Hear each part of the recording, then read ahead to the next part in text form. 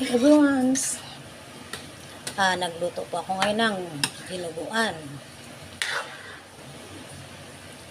Dinuguan ang request nila. So ayan, 1 kilo lang yan guys. Kasi sobrang mahal ng baboy ay. And then, para dumami siya, nilagyan ko na siya ng sayute. Para dumami. Tapos yung sili, ayan, ang dami. So ayan. At malapot-lapot siya guys. Simple lang aking luto. May one version lang yan. Simple. Alam nyo naman kung paano lutuin ang dinuguan. May kanya-kanya tayong timplada. So, sa timplada ko naman, ang mga kumakain ay masarap naman daw ako magluto.